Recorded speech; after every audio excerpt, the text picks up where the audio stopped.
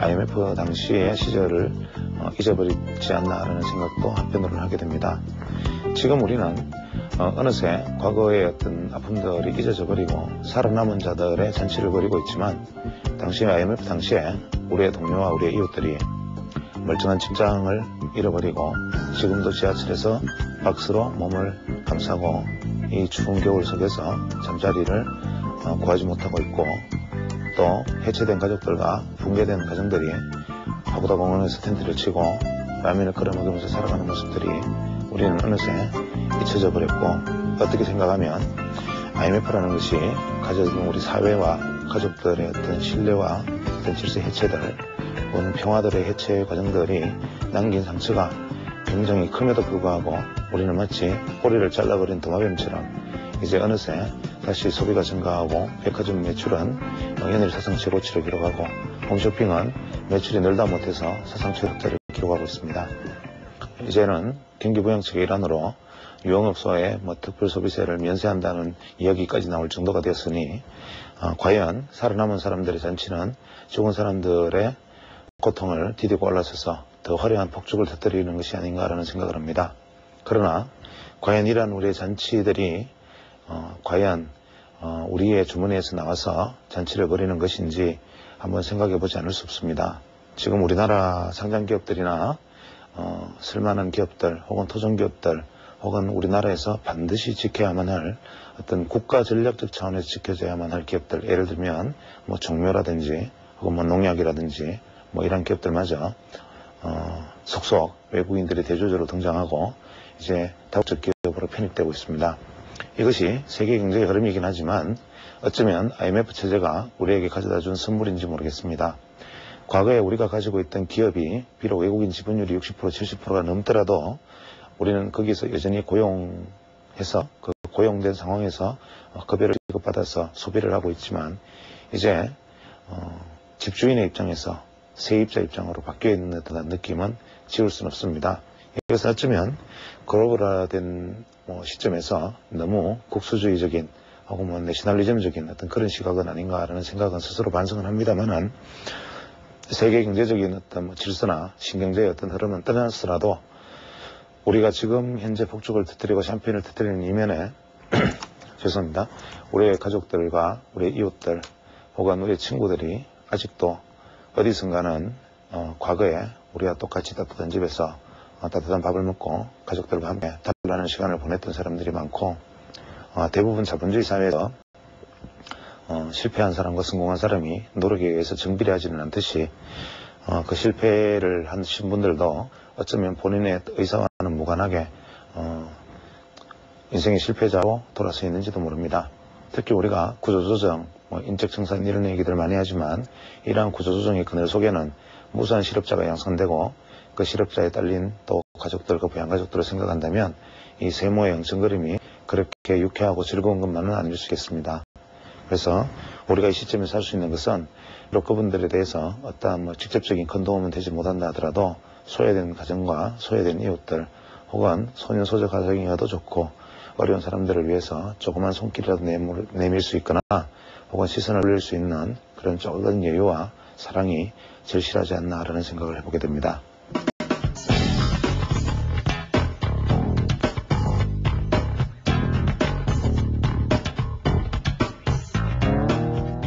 오늘은 이제 제가 다른 눈으로, 제 눈으로 보는 각도에 관한 이야기를 잠깐 말씀드릴까 합니다.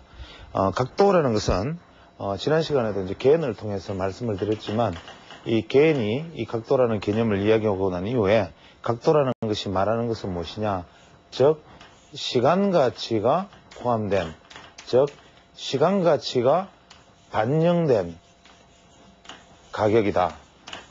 그런데 여기서 다시 반영 정도가 아니라 시간 가치와 가격 가치다. 즉 제가 말씀드린 것은 시간이라는 것은 가격과 별개가 아니고 오히려 그것은 동일한 요소이다. 우리가 고대 실험자들이 보통 사람이다 하면 이 사람은 왜 존재하는가라는 어떤 근본적인 질문에 도달하기 위해서, 사람은 무엇인가라는 근본적인 질문에 도달하기 위해서 끊임없이 고민한 끝에 얻어낸 개념이 바로 원자다.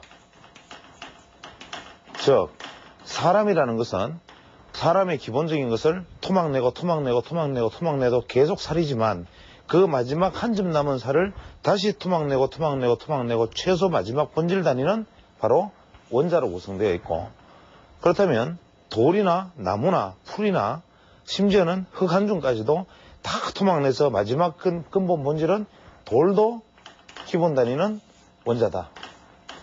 나무도 기본 단위는 원자다. 그래서 고대 철학자들은 그러면 이 원자라는 것의 개념은 어떤 사물들의 가장 기본 본질은 같은 것인데 이것이 합쳐나가는 과정에서 커져나가는 과정에서 합쳐지는 과정 속에서 시간 속에서 이것들이 서로 결합하고 뭉쳐지고 만들어지면서 그것이 사람이 되기도 하고 나무가 되기도 하고 돌이 되기도 한다. 이런 개념들을 고대 철학자들이 가졌습니다. 그러면 우리가 말할 때도 가격과 시간의 개념을 놓고 봤을 때 가격이라는 것을 예를 들어서 100원이면 쪼개면 10원, 다시 10원에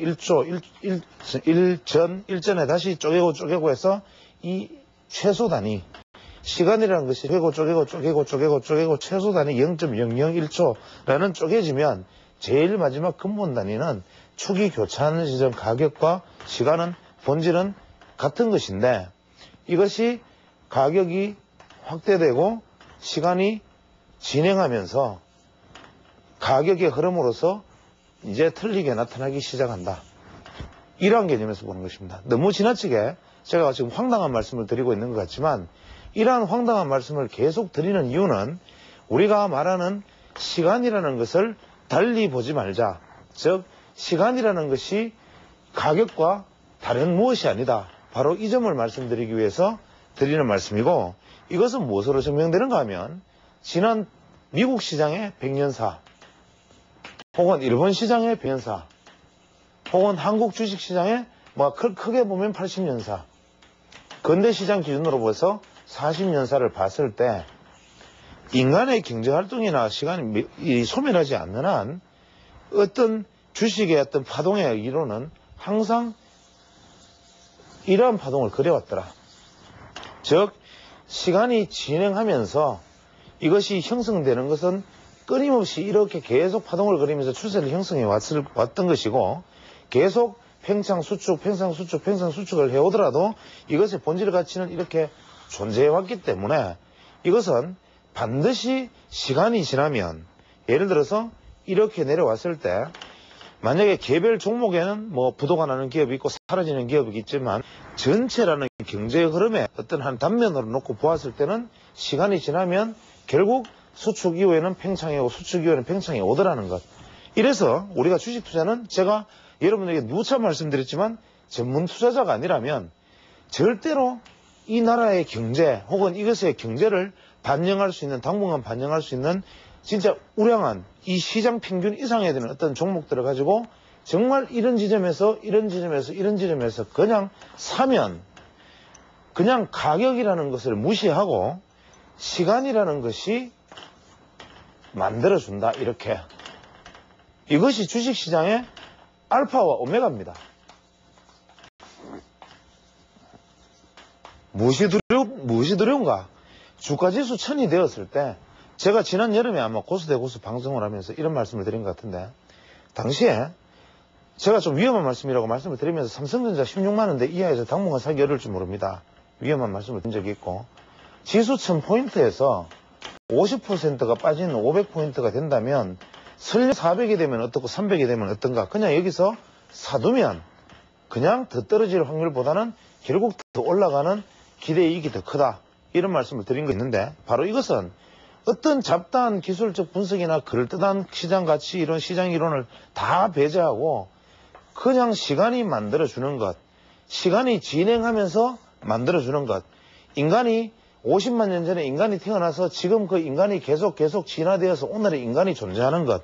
이것은 바로 시간이 만들어준 것인데 이것이 나중에 쇠퇴하면 인류의 역사가 핵무기가 핵전쟁이 일어나든 광우병이 던지든 혹은 에볼라가 창궐을 하든 인류가 다시 멸망을 하든 이러한 흐름을 또 보일 것인데 주식이라는 것은 결국 그런 것인데 주가의 흐름이라는 것은 시간이 만들어준 국면이 존재하고 있는데 왜 우리는 여기다가만 자꾸 신경을 쓰고 주식 투자를 하려고 드는가? 이것은 그저 자기 생업이 없는 전문 투자자들이 해야 될 영역이고 그저 주식 투자를 일반인들이 내가 프로 투자자가 아니라면 그냥 재테크의 수단으로 크게 보는 투자라면 그저 이런 국면에서 투자를 충분히 할 수 있는 것이 아닌가 이러한 얘기를 그 이전에 말씀을 드렸습니다. 그러면 좀 더 이제 폭을 좁혀서 이거는 큰 눈으로 기술적 분석, 펀더멘탈 분석, 경제 분석 다 필요 없이 그냥 주식 투자란 어떻게 할 것인가, 그냥 주식 투자란 무엇인가, 혹은 그냥 내가 주식 투자가 업이 아닌 사람이 주식 투자를 하려면 어떻게 해야 될 것인가, 이런 관점에서 큰 눈으로 보았다면 이제 주식 투자의 세부 본질로 들어가서 저는 주식이라는 것을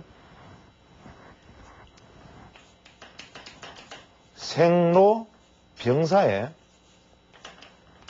개념으로 그냥 생각을 합니다. 즉 우리가 사람이 태어나서 나이 들고 성장하고 죽고 또다시 땅에 묻히고 그것이 다시 뿌리가 되어가지고 또다시 새로운 생명이 잉태하듯이 인간의 모든 경쟁이 인간의 삶 혹은 식물이든 동물이든 어떤 삶 심지어는 무생물까지도 이 생로병사의 단계를 거치는 것이 우주의 섭리인데 이러한 것들을 우리는 선각자들이 많은 이야기를 해왔는데 그저 저는 그 이름을 생로병사라고 이름을 붙인 것 뿐이고 우리가 주식 투자를 할 때 이것이 어떠한 주식이든 간에 A의 종목이든 B의 종목이든 C의 종목이든 간에 이 종목이 결국 생로병사를 할 것은 분명한데 사람이 태어나면 그 사람이 태어나서 장군이 되어서 세상을 한번 제패하고 한 시대를 풍미한 다음에 병사하는 사람이 있는 반면에 그저 태어나서 있는 둥 없는 둥 정말 묘비병에 이름 하나 새기지 못하고 그저 생로병사하는 사람도 있고 심지어는 알렉산더처럼 한 세상을 지배하고 한 제국을 건설하고 헬레니즘의 문화까지 건설한 하나의 어떤 위대한 어떤 역사 속의 인물이 되는 생로병사도 존재한다. 그럼 주식도 우리가 이왕이면 주식을 투자를 할 때 가능하면 이러한 종목의 생로병사하는 종목을 고르는 것이 이 이름도 떨치지 못하는 생로병사하는 종목을 고르는 것보다 당연히 유리하지 않겠는가. 그러니까 주식을 보는 눈은 결국 이 현재 시점에서 이 주식을 사면 이 주식이 정말 알렉산더 대왕처럼 이름을 떨치고 생로병사 할 것인가 혹은 정말 무명시로서 흔적도 없이 사라져가는 종목을 투자를 할 것인가. 그러면 이러한 종목은 절대적으로 무조건 이러한 훌륭한이라는 이름이 붙는 종목이 절대적으로 훌륭한이라는 이름이 붙는 종목이 있는가? 그럼 이러한 종목은 영속적인가? 예를 들면 지금 훌륭한이라는 이름이 붙으면 삼성전자 훌륭한 종목인데 이 종목이 그러면 50년, 100년 후에도 훌륭한이라는 이름을 붙은 종목이 될 수 있는가? 이것이 영속적인가? 여기에 대한 대답은 아무도 할 수 없다. 그러나 그렇다면 어떠한 종목이라는 것이 무조건 현 시점에서 태생적으로 죽을 때까지 무조건 이것은 훌륭한 종목이 있느냐 아니면 상대적으로 현 국면에서 훌륭한 종목이 있느냐. 여기서 훌륭한 장군이 되고 장수가 되는 훌륭한 종목은 현 시점의 현 국면에서 상대적으로 가치가 있는 것이냐 아니면 어떠한 경우에도 끊임없이 영속적으로 훌륭해질 수 있는 종목이라고 존재할 수 있는가. 아쉽게도 주식시장에서는 이러한 영속적인 것에 대한 판단을 내릴 수 있는 근거는 없고 현 시점에서 상대적으로 돋보일 수 있는 가치를 가진 것이 훌륭한 종목이다. 그러면 현 시점에서 상대적으로 돋보일 수 있는 가치, 이것이 주식시장의 근본이라면 우리는 주식시장에서 현 시점, 여기서 생로병사로 들어가기에 앞서 그러면 주식시장에서 우리는 어떤 눈으로 주식시장을 보아야 하는가?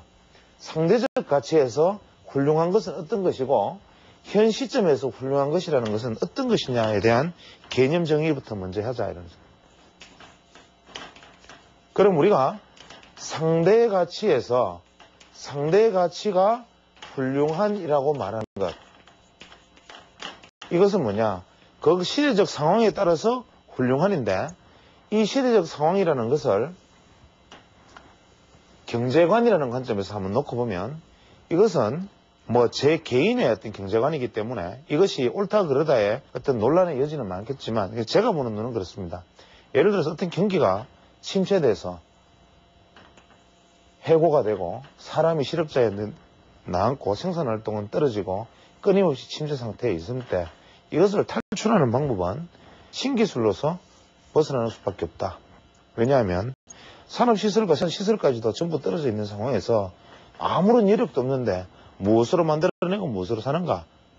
그러려면 뭔가 획기적인 것으로서 끌어만들 수밖에 없으니까 여기서는 신기술이 태동을 하는데, 이 신기술이 하나 만들어지면 이 신기술로 인해서 고용이 생겨나고 여기서 급여를 받는 사람이 늘어나서 경제에는 작은 소용돌이가 일기 시작합니다.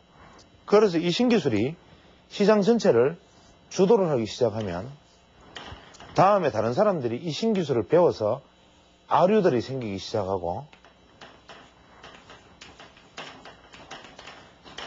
처음에 아주 비쌌던 신기술이 이 경쟁자들 때문에 가격이 떨어지기 시작합니다. 즉, 오르지는 못하고 오히려 더 떨어집니다. 예를 들어서 핸드폰을 가정하면, 예전에 처음에 SK텔레콤 한국이동통신에서 핸드폰 한 대 200만 원을 했지만, 지금은 오히려 훨씬 더 진보되고 좋은 핸드폰이 20만 원, 30만 원에 살 수 있습니다. 그것처럼 이렇게 경쟁자들이, 아류들이 막 생겨나면 사람들은 더 상값이기 때문에 처음에 이 신기술을 살 수 없었던 사람마저 사기 시작하니까 만들어지는 공장, 아류들이 자꾸 생기기 시작하고 여기서 고용되는 인원이 증가하기 시작하고 이 신기술이 한 국면을 지배하는, 한 개의 어떤 국면을 지배하는, 그래서 이 침체된 경기를 끌어올리는 역할을 한다. 그런데 이제 여기 있는 모든 사람들이 이 신기술과 관련된 산업에 관련된 부분들을 다 사고 나서 더 살 사람이 없어져 버리면 어떡하느냐. 가격 경쟁을 하는데도 한계가 있으니까 이제는 이 중에서 기업들이 팔지는 못하는데 만드는 공장은 이만큼 많은데 이미 핸드폰 한 대씩 다 가지고 있으니까 더 살 사람은 없으니까 이제 만드는 족족 적자가 납니다. 그러면 기업들은 어떤 선택을 하느냐. 제일 먼저 안 죽으려면, 이 기업이 안 죽으려면 제일 먼저 인적 청산을 합니다. 다시. 즉 지출을 줄입니다. 즉 기업에서 사람을 자르고 제일 먼저 조직을 축소하고 투자를 쓸비를 축소하고, 그렇게 되면 어떻게 됩니까? 신기술이 쫙 발달했다가 한계에 부딪혀가지고 떨어지는데도 더 이상 팔리는 게 없는 거는 마찬가지고 경기가 나쁜 것은 똑같이 마찬가지인데도 지출이 줄였기 때문에 일시적으로 실적이 좋아지는 것 같은 착시가 벌어지는데, 어쩌면 현재가 바로 이 국면인지도 모릅니다. 그러나 진짜 경기의 침체는 이 실적 호전이 일어난 다음에 사람을 잘라서 실적이 호전이 되었다 하더라도 근본적으로 만드는 상황이, 공장이 많은 상황에서는 또 금방 한계에 부딪히니까 이번에는 사람 자르는 거로도 안 되고 정말로 공장이 나가 떨어지는 일이 벌어져야 완전한 침체가 끝납니다. 그러면 이 아류들 중에서 무수히 쓰러져 나가고 유일하게 한두 개만 남는 상황, 이 상황이 이제 소위 말하는 슬비청산, 즉 슬비조정의 단계에 이르는데, 이번 경기 침체 이후에는 이 슬비청산의 단계까지 이르르지 않았기 때문에 아직도 기술적으로 전환은 분명하나 아직도 뭔가 주식 투자에서 대세 전환론을 강하게 주장하기에는 뒷골이 땡기는 부분이 있는 것이 바로 이 부분입니다. 그런데 그 다음에 이렇게 돼서 이제 진짜 바닥이 온 다음에는 두 번째는 다시 슬비청산 때문에 새로운 이제 경기가 반등이 출발을 하지만, 그때는 이미 이 기술은 신기술이 아니고 이 다음 사이클에서는 이것은 구경제가 됩니다. 신경제가 아니고. 즉 예전에 1940년대 30년대에는 자동차는 엄청난 신기술이었고 1950년대 60년대에서는 라디오 TV가 엄청난 신기술이었고 1970년대에서는 반도체가 엄청난 신기술이었고 1990년대에는 통신이 엄청난 기술이었습니다. 그러나 지금은 자동차는 구경제의 대표고 라디오만 TV도 구경제의 대표이고 그 다음에 이제는 반도체마저도 컴퓨터마저도 이제는 신경제의 마지막 신경제의 분주지 다음으로 넘어가면 구경제에 넘어가지 않겠나 생각을 하고 이 통신주도 역시 그런 과정을 거칠 거라고 저는 생각을 합니다.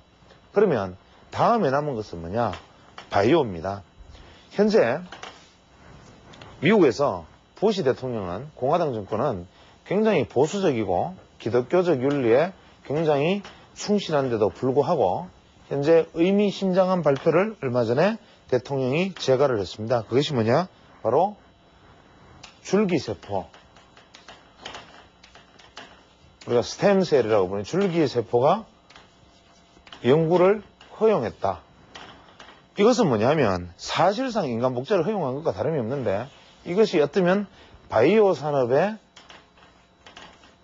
혁명을 예고하는 신호탄일 것입니다. 그래서 앞으로 2005년도에는 이 바이오 산업이 제 생각에는 지난 1990년대 중반 초반에 통신이 주도하였다면 이제 통신은 당연히 옛날의 자동차의 지위로 돌아가서 그저 이거는 구경제에 편입이 되고 다시 다가올 머지 않은 시점에서는 이 바이오가 세상을 한번 흔드는 혹은 환경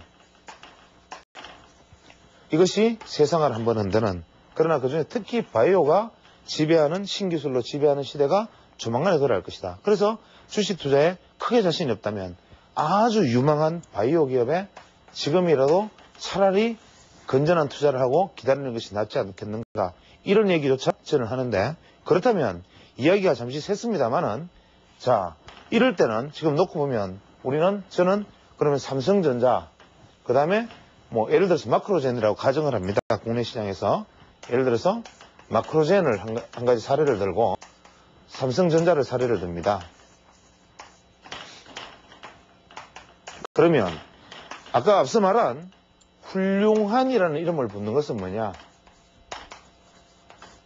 당연히 지금 시점에서 삼성전자인데 미래에 훌륭한이라는 이름을 만약 붙인다면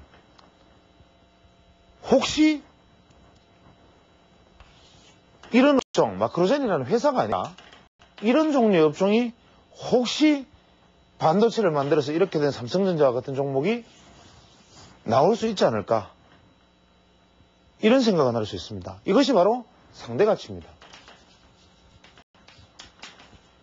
그래서 주식 투자에서 펀더멘털이라는 것은 물론 제가 말한 그냥 저의 속된 말로 개똥철학에 가까운 경제관이긴 하지만 이렇듯이 주식이라는 것은 끊임없이 상대가치에 주목을 하고 있어야 되는데 그러면 지금 우리가 보는 것은 뭐냐? 주식은 현재 가치의 훌륭함과 미래 가치의 훌륭할지 모르는 이것의 합, 이것이 바로 주식을 고르는 눈이 되는데 이것을 기술적으로 단기 국면으로 만약에 놓고 본다면 큰 눈으로는 이러한 눈을 펀더멘털적으로 바라봐야 되고 혹은 대사이클 혹은 다우지수 200년 사이클 제가 기회가 있으면 연말쯤 한번 다우지수 200년 사이클의 파동을 한번 같이 말씀을 드리고 싶긴 하지만 이러한 어떤 큰 눈으로 보아야 하는 업종이나 전망, 경제 이러한 눈으로 우리가 보아야 되는 부분이 있다면 당장 내가 6개월 혹은 1년을 두고 주식 투자를 한다. 혹은 석 달을 주고 투자를 하고 앞으로 대세 상승이 나는 가당하다고 보고 이제 대세 상승의 본격 파동에는 어떤 것을 투자할 것인가 이런 눈으로 시장을 본다. 그렇게 본다면 뭡니까? 단순하게 이것은 기술적 범주에 들어가야 된다.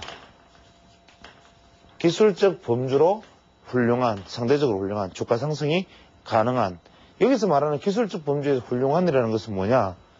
상승 가능성은 높고 하락 가능성은 낮은, 이것이 바로 훌륭한이라는 개념인데, 그럼 이 훌륭한이라는 개념은 우리가 기술적으로는 어디에서 힌트를 얻느냐? 이것이 바로 각도에서 제가 찾고자 하는 것의 근본 이야기다.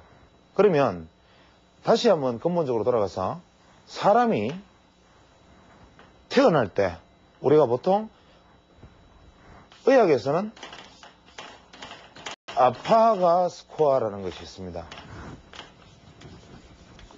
이 아파가 스코어라는 것은 뭐냐면 뭐 호흡이라든지 색깔이라든지 울음소리, 몸무게 뭐 이런 것들로서 혈액 수치 이런 것으로서 신생아의 점수를 매겨서 이 신생아가 건강하게 잘 자랄 신생아인지 혹은 앞으로 무슨 문제가 생길 신생아인지를 점수를 매기는 의학의 시스템이 있습니다.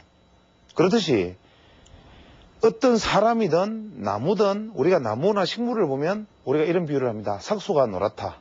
삭수가 노랗다는 뭐냐면 이 나무는 크게 자라지 못하고 죽을 가능성이 높다고, 인간이 처음에 태어났을 때도 튼튼하고 몸무게도 잘 많이 나가고 엉덩이를 때리면 크게 울고, 태어나서 자랄 때도 보면 어릴 때 뛰어놀 때 보면 동네에서 골목대장을 하고 뭘 하나를 가르치면 열을 알고 지도를 읽고 아주 심지가 굳고 이런 아이들은 미래에 뭔가 우리가 흔히 말하는 장군감이다. 이런 얘기를 합니다. 그럼 주식에서 이 장군감이 뭐냐?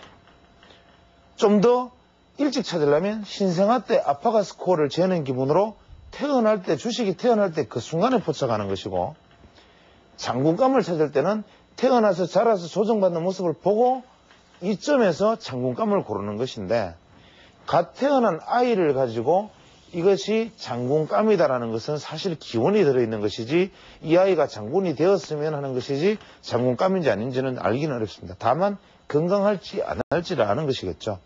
그래서 우리는 이 아이가 청소년기를 거치면서 나아가는 모습을 보면서 아, 이놈이 장군이 될 놈이구나, 이놈이 앞으로 크게 될 놈이구나 하는 것을 생각하면 이것은 대충 거의 근사치로 맞습니다.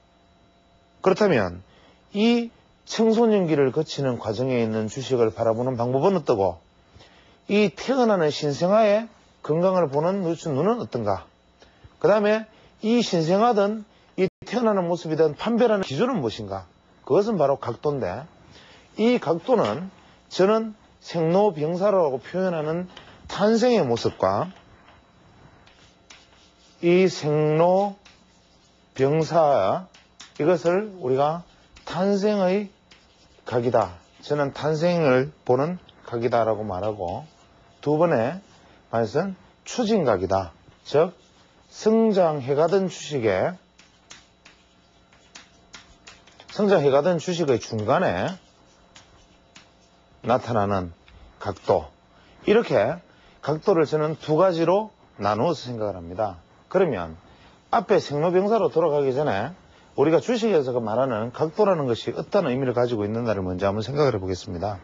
예를 들어서 주가가 이렇게 가다가 횡보를 보인다고 가정을 합니다. 그러면 우리는 일반적으로 투자자들은 여기에서 매집이다 그러고 매수를 하기 시작합니다. 그런데 여기서 어느 날 주가가 상한가를 기록하면서 갑자기 주가가 상승을 합니다. 그러면 우리가 만약에 이렇게 횡보를 하던 주식이 갑자기 상한가를 기록하면서 뿜어나가면 여기에서 추격 매수를 하는 것이 옳은가? 만약에 이것이 그 다음날 또 상한가를 만든다면 이것을 매수하는 것이 옳은가? 이것은 절대적으로 안 된다. 이유는 주가는 반드시 90도 내의 각도를, 예각을 유지해야만 각도를 만들 수가 있고, 이 90도가 넘는 주가의 각은 이것은 인위적 왜곡각이거나 혹은 일시적인 수급 불균형에서 발생한다. 즉 이렇게 간 주가가 이렇게 상승을 할 수 있는 주가는 없고, 만약에 정상적인 수급 구조를 가진 주가라면 반드시 이러한 횡보 파동에서는 급락을 주고 들어 올리든지 혹은 들어 올려서 죽여서 다시 올라가서 애각을 만들든지 이러한 파동의 결과를 만들어야만 주식은 추진력을 가질 수가 있다. 즉 반드시 90도 내의 애각, 그것도 45도 이내의 내각을 가진 종목만이 상승의 여력을, 돌파력을 가질 수가 있는데, 그렇다면 우리가 이런 관점에서 볼 때 당장 주식 투자를 하면서 제일 먼저 생각해야 되는 것은 뭐냐면, 그냥 이러한 횡보 파동에서 주가를 매수하는 투자자는 어떠한 명분도 타당성도 없이 그저 누가 매집한다더라 혹은 내가 보기에는 이러한 종목은 매집하는 것 같아라고 생각해서 그냥 들어가서 시간 손실을 끊임없이 보고 있는 것 뿐이고, 그나마 이런 종목들이 급락을 줄 때는 이 안에서 물량을 다 틀리고 다음 상승에서는 정작 바라만 보고 있어야 됩니다. 그래서 주가라는 것은 지극히 단순하게 우리가 생각을 했을 때도 주가는 이러한 파동에서 꺾어서 각을 주든지 들어서 내려서 각을 주든지 반드시 이러한 각이 나타나야만이 추진을 할 수 있는데, 이런 것을 돌파각이라 그런다. 이 돌파각은 45도 이내의 애각이어야만 상승 추진을 신뢰할 수 있다. 이런 개념은 우리가 전반적으로 큰 눈에서 볼 수 있는데, 예를 들어서 어떤 주가의 주추세각이 이러한 가격과 시간을 1대1로 대충 반영하는 이러한 어떤 추세각을 가지는 주가가 있다. 그러면 이러한 주식이 상승을 한다고 가정을 하면, 제가 앞서 누차 말씀드렸지만 엘리어트 파동에서도 그렇고 사케다도 그렇고 어떤 사람이 이론을 빌더라도 대저 주가는 3개의 봉우리를 형성하는데, 이 봉우리가 상승 각도가 1대1 대형에 가까운 상승 각도로 보인다 하면 안정적인 각도를 가지고 상승한다는 뜻이고, 이러한 45도의 주가를 가지면 무조건 주가가 간다는 얘기가 아니라, 이러한 주가를 가질 때는 이것의 봉우리가 어떠하게 가든 반드시 주가는 이렇게 봉우리를 형성을 하면서 이 세 번째 봉우리가 이 1, 2, 3의 세 번째 봉우리는 이 주 추세선의 상단에서 세 번째 봉우리의 고점이 형성된다. 이것이 중요합니다. 즉 시간과 가격이 1대1 대응이 되는 추세각을 가지면 이 시간 단위가 어떻게 되든 이 각도에 따라서 이런 각을 보일 수도 있고 이런 각을 보일 수도 있지만, 그것은 가격 단위를 우리가 평균했을 때 가격 단위의 수렴각이 만약에 45도를 보인다면 이 종목은 고점은, 최고점은 이 주추세 위에서 형성되기 때문에 만약에 이러한 국면에 매수를 해도 안전하게 더 위의 국면에서 매도할 기회는 충분히 주어지는 안정적인 종목이다. 만약에 시간가치와 가격가치를 기준으로 해서 어떠한 추세가 이러한 형식으로 오른다. 즉 시간가치 대비 가격가치가 많이 과반영되어 있다면, 가격가치 과반영 주식이 있다면 이 주식은 우리가 흔히 말하는 개인의 45도선을 훨씬 상회하는 주가 상승각을 만들 것이고, 요즘 각도 같다는 분들이 말씀하시는 60, 80몇 도, 70몇 도 이런 식의 각도를 만들 수 있지만, 제가 누차 말씀드렸지만 HTS나 차트안에서 이 주가가 62점 몇 도다 이렇게 말하는 것은 시기이고, 시간가치 대비 가격가치가 상승 애각을 만들어 준다면 이 종목은 급등형 패턴을 보이는 것은 바람직하나, 우리가 투자자가 가져야 되는 핵심은 한 번 상승과 두 번의 상승을 이후에는 반드시 급락을 하고 이 급락의 범위는 이 45도 1대1, 그러니까 개인이 말하는 45도의 개념선, 즉 1대1 대응선까지의 조정을 보일 것이다. 즉 1번 봉우리와 2번 봉우리를 형성하고 1번 골과 2번 골을 형성할 때 이 2번 골은 주 추세각을 벗어나서 급락하는 형태로 나타나서 이 1대1 대형선을 보정한 다음 반등을 하되 이 반등의 세 번째 봉우리는 이 주추세 각의 하단선에서 형성된다. 제가 말씀드리는 것이 어떤 구체적인 법칙이다 이런 것이 아니라 이것을 예를 들어서 시골의사의 무슨 법칙이다 이런 얘기가 아니라 제가 여러분들에게 이것을 보시는 프로그램을 방영되는 프로그램을 시청하시는 분들 혹은 투자자님 분들이 이것을 보고 각도에 대한 개념을 생각해 볼 수 있는 어떤 제가 화두를 던지는 것입니다. 즉, 첫째 봉우리를 만들고 1파동, 2파동, 3파동, 4파동, 5파동, 엘리어트도 좋고 사케다의 3존도 좋습니다. 어떠한 경우든 간에 이 주추세각을 만들 때 이러한 가격가치를 반영을 많이 하면 할수록 이 가격가치의 반영이 더 크면 더 클수록 이 두 번째 봉우리, 고래 폭은 급락의 형태로 나타나면서 반드시 1대1선의 지지선을 거의 위협하는 수준까지의 조정을 보이는데 이런 경우에는 개인의 식으로 이야기를 한다면 예를 들어서 이러한 각도를 순식간에 이탈해버리기 때문에 그대로 약세로 무너지면서 계속 지지선이 무너지게 했기 때문에 이건 완전히 매도 국면입니다. 모멘텀은 영선을 향해서 급격히 하락하고 있을 거고 조금만 만약에 무너진다면 개인의 이론은 일반적인 정통 개인의 이론에 대해서는 전체 매도의 모멘텀 지표 영선 돌파니까 그냥 전체 매도가 되겠지만 오히려 이것이 두 번째 고래에 해당된다면 강력 매수 국면이다.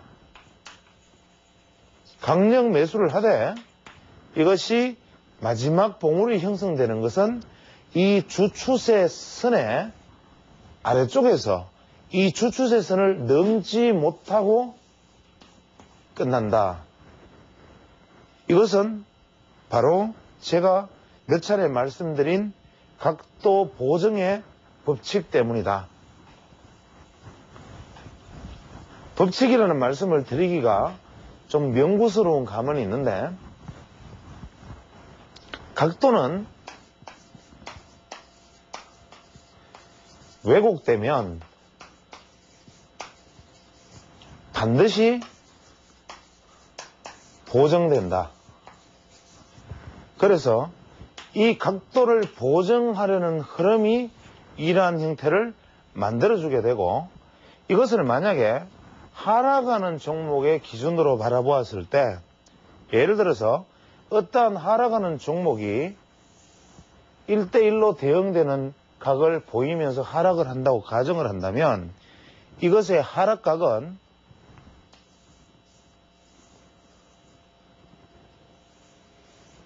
이러한 형태로 가지 않고 상승과 달리 상승은 하나, 둘, 셋 이러한 형태로 갔는데 하락은 어떻게 가느냐면 하나, 둘, 이러한 형태로 간다. 즉 45도선의 안정추세의 개념 1대1 대응으로 가는 하락의 1대1 대응의 하락각을 보여주는 종목은 한 번의 골과 두 번의 골을 만들고 세 번째 골은 주추세선 위에 혹은 약간 아래쪽에서 근사치로 끝난다. 만약에 하락하는 각이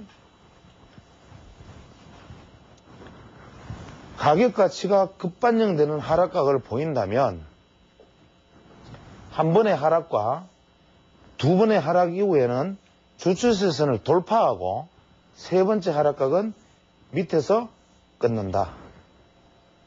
즉 이렇게 되는 하락각에서는 주추세선을 돌파하는 가짜 돌파 흐름이 나타나고 세 번째 끝은 이 주추세선의 아래쪽에서 끝난다. 하락각은. 이러한 것들은 각도 보정을 위한 하나의 어떤 대표적 사례에 속합니다. 그래서 대부분 우리가 종합주가지수나 그 외의 어떤 대부분의 어떤 다우지수의 어떤 100년 그 외에 뭐 일본 시장의 그래프, 한국 시장의 한 20년간의 그래프를 쭉 살펴보면서 특히 코스닥 그래프, 그 외의 각종 그래프들을 보면 이러한 현상들을 아주 극명하게 볼 수 있습니다. 그래서 우리는 이러한 현상들이 왜 나타나는가? 시장은 반드시 이러한 것들을 보정하는 흐름이 있는데 이 보정하는 흐름을 우리는 각도라는 눈으로 볼 수도 있고 그저 심리라는 눈으로 볼 수도 있습니다. 예를 들어서 현재 외국인 투자자들만 일방적으로 두 달간 주식을 샀습니다. 처음에 이런 소리 했습니다. 외국인이 사면 누가 받아주나? 아무도 안 받아준다. 외국인이 사니까 지수를 올리니까 개인 투자자들은 그것을 안전판단으로 삼아서 주변 종목을 삽니다. 한국 기관 투자자들은 오히려 팝니다. 너 혼자 사봐라. 다들 조소하고 조롱을 합니다. 외국인을. 그런데 외국인이 계속 사는데 지수가 계속 올라가는데 개인 투자자들이 분산되니까 자꾸 종목이 분산되니까 눈은 사람의 심리는 안 올라가는 그보다 올라가는 다른 사람 것이 더 잘 보이니까 이게 자꾸 돌아 보이는데 개인 투자자들은 자꾸 주변 종목으로 갑니다. 왜? 외국인 이걸 누가 받아주나 니네들끼리 올려라. 조롱합니다. 그런데 자꾸 올라가니까 한 사람씩 이탈합니다. 하나씩. 여기서 붙기 시작합니다. 그러면 이 종목들은 더 안 됩니다. 이러니까 이 종목들은 왕따가 되는데 소위 기관 투자자들은 그래도 이 매물을 누가 받아줄까 하고 또 대다수의 개인 투자자들의 기관 투자자들은 이 친구들이 내놓기만 하면 큰일 난다라고 바라봅니다. 그런데 정작 이 친구들이 한번 내놔 보면 그제서야 이 사람들의 생각이 바뀝니다. 떨어지잖아. 요만큼은 되돌림을 갈 수 있겠네. 이 되돌림을 먹기 위해서 다 매수를 하면서 물량을 받아주게 됩니다. 이것을 이기는 방법은 결국 여기서 물량을 받아주고 이익을 실현하는 돈으로 이 외국인들이 또 사주고 대세 상승으로 가지만 만약 여기서 물량을 다 틀면 여기서 다 받고 연기금이나 어떤 개인 투자자들이 기관 투자자들에 가서 물량을 다 받고 유유히 틀 수 있는 그런 포지션이 됩니다. 이러한 이론들이 왜 그렇게 되느냐? 급등이 끌어올려서 이렇게 가는 흐름. 즉 처음에 가격 대비 시간에서 이렇게 가서 이 1대1 대형선으로 맞춰주는 흐름으로 나타나게 된다. 단순하게 하나의 사례를 들었지만 주가라는 것은 이렇게 해서 이것을 보정을 해주게 되는데 예를 들어서 우리가 주식의 시간 가치를 놓고 얘기를 한다면 제가 이런 소리를 합니다. 주식이 각도가 가파르게 태어나면 이것이 보는 이 각도가 다음에 살아나가는 혹은 다음에 어떻게 커나갈 것인가 하는 것을 보는 눈은 이것이 조정의 폭을 이 각도의 조정의 폭을 보는 방법이 있고 이 조정의 각을 보는 방법이 있습니다. 즉 이것이 가파른 각 상승각을 보였을 때 이렇게 이 종목이 이렇게 가파른 상승각을 보였을 때 이 상승각이 조정각이 이 중심선을 봐서 조정각이 이렇게 내려온다면 즉 상승각과 같은 조정각을 만약에 주가가 보인다면 어떤 주가가 이렇게 올랐는데 이 조정각이 상승각과 같은 조정각을 보인다. 즉 이 상승과 조정의 폭을 반으로 나누었을 때 이것이 같은 각을 보인다. 이것은 시간의 개념으로 보지 말고 가격의 가치로 보라. 만약에 상승 각도에 대비 조정하는 각이 같은 각으로 보인다면 이것은 되돌림 비율의 비율로서 50% 이상에서 재상승각을 만드느냐 33% 비율에서 만드느냐 혹은 무너뜨리고 62% 68%까지 내려가느냐 이것을 보면 된다. 즉 만약에 상승각과 조정각이 같다면 이 태어난 상승각은 상수에 대해서 보정이 되어버렸기 때문에 이 각도는 살아있는 각도가 아니다.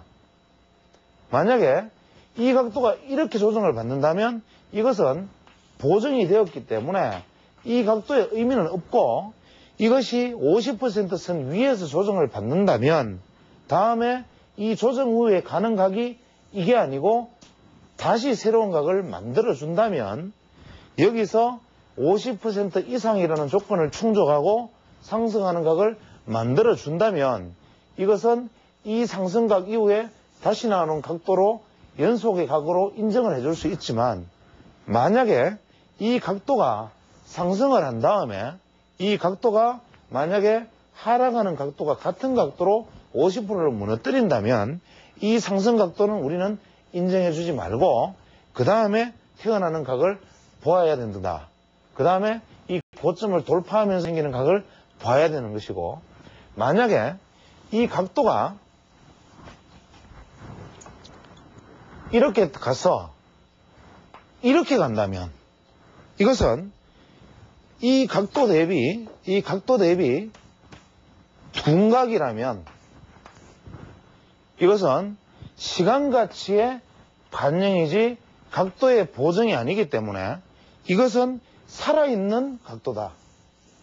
그래서 조정의 각이 이 예각 대비 둔각으로 간다면 이 각도는 살아있는 각이기 때문에 이 조정의 길이를 본 다음에 이 각도는 이것을 살아있는 각으로 반영을 해서 강력한 상승이 가능하다. 제 시간 관계상 일단 이 정도에서 강의를 마무리 짓고 다음 시간에 이어서 강의를 하도록 하겠습니다만은, 현재 오늘까지 제가 드린 말씀들은 어디까지나 제 생각이기 때문에 그 안에서 일반적인 이론으로 받아들이시는 무리가 있고 그저 각도에 대해서 한번 생각해보는 계기로 삼으시기 바랍니다.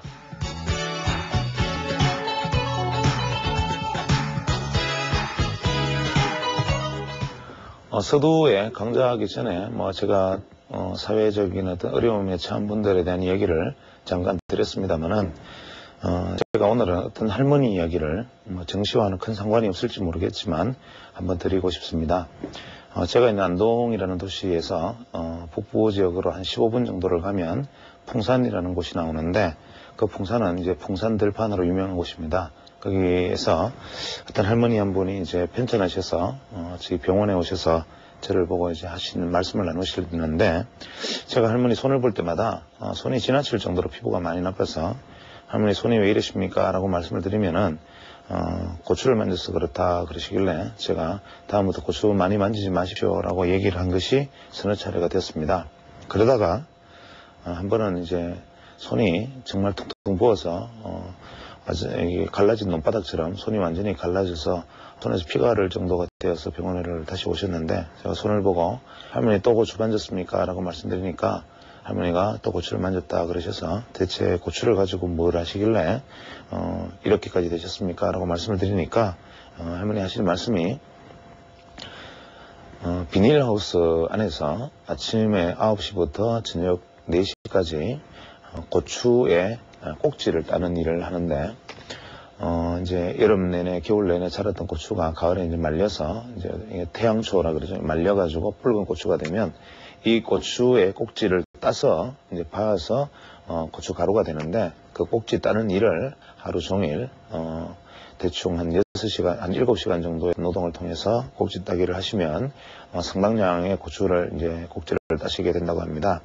그런데 이 할머니가 받으시는 수당이 하루 종일 꼭지를 따서 받으시는 수당이 한 5,000원 정도 수준인데, 우리는 돈의 가치라든지 혹은 일의 가치들에 대해서 깊이 생각을 해보지 않기 때문에 자신의 능력에 따라서 어떤 사람은 한 달 용돈이 100만 원이 될 수 있고 어떤 사람은 10,000원이 될 수도 있지만, 그러나 분명한 것은 우리가 정말 극빈자나 생활보호 대상자가 아닌다 하면은 하루에 5,000원 정도의 비용을 벌기 위해서 비닐하우스 안에서 고추를 따면서까지 일을 하실 분은 없으리라고 생각합니다.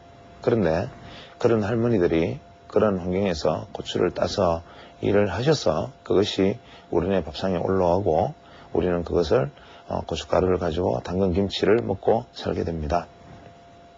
그래서 우리가 농산물이 비싸고 사고 하면은 우리는 굉장히 예민한 반응을 보이지만, 실제로 우리가 주식 투자를 할 때 주식 투자 수수료가 0.01%만 오르고 내리는데 민감하듯이 이 농산물 가격에 대해서는 그만큼 내가 주식 거래에 민감한 거에 반대되는 만큼 다소 좀 둔감해지더라도 농산물에 대해서 적정 가격을 보장함으로써 그런 할머니들이 좀 더 나은 대우를 받을 수 있지 않을까라는 생각을 하게 됩니다.